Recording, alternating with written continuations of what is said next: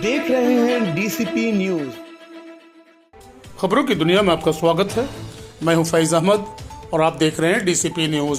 आइए शुरुआत करते हैं आज की एक महत्वपूर्ण खबर से। 9 दिवसीय श्रीमद् भागवत कथा का किया गया आयोजन। सीतापुर जनपद सीतापुर के ब्लॉक एलिया के ग्राम कोरैया उदयपुर में स्थित सिद्धपीठ काली माता मंदिर मनोकामना पूर्ण होने के उपलक्ष्य में यजमान जयवीर सिंह निधि सिंह के द्वारा आयोजित की गई 9 दिवसीय श्रीमद् भागवत कथा।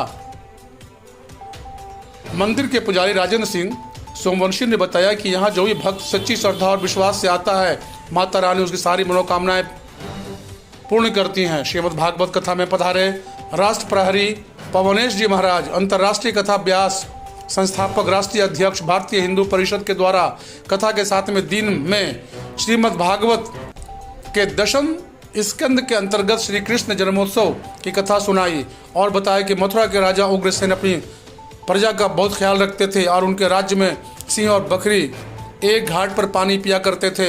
उग्रसेन का पुत्र कंस, जो एक दिन अपने पिता को जेल में डालकर खुद राज सिंहासन पर बैठ गया और फिर क्या किया था, उसने अत्याचार करना आरंभ कर दिया। कंस के अत्याचार को जब सहन नहीं हुआ तो वहां के प्रजावासियों ने प्रभु से अनुनय विनय किया। तब प्रभु ने कहा कि मैं कंस का अत्याचार को खत्म करूंगा। उधर कंस की एक चचेरी बहन देवकी थी। कंस अपनी बहन से बहुत प्रेम करता था। उसकी शादी वासुदेव से की गई थी। जब अपनी बहन को विदा करने अपने रथ से जाने लगा तब आकाशवाणी हुई कि हे कंस, जो तुम अपनी बहन को इतने प्यार से विदा करने जा रहे हो, उसी बहन के 8वें पुत्र के हाथों तुम्हारी मृत्यु होगी। आकाशवाणी को सुनकर कंस ने तुरंत देवकी को रथ से खींच के तलवार निकालकर मारने दौड़ा। तभी वासुदेव ने हाथ जोड़कर कहा कि जो भी मेरे पुत्र होंगे उन सभी को एक एक करके आपको सौंपता रहूंगा। कंस ने वासुदेव और देवकी को कारागार में डाल दिया।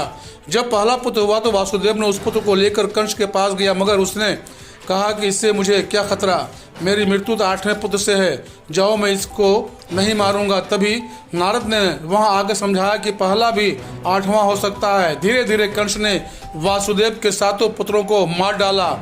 भादव की अष्टमी रेवती नक्षत्र में श्री कृष्ण भगवान का अवतार हुआ। कथा को सुनकर श्रोतागण मंत्र मुग्ध हो गए। गोकर्ण प्रसाद की विशेष रिपोर्ट, डीसीपी न्यूज, एलिया सीतापुर।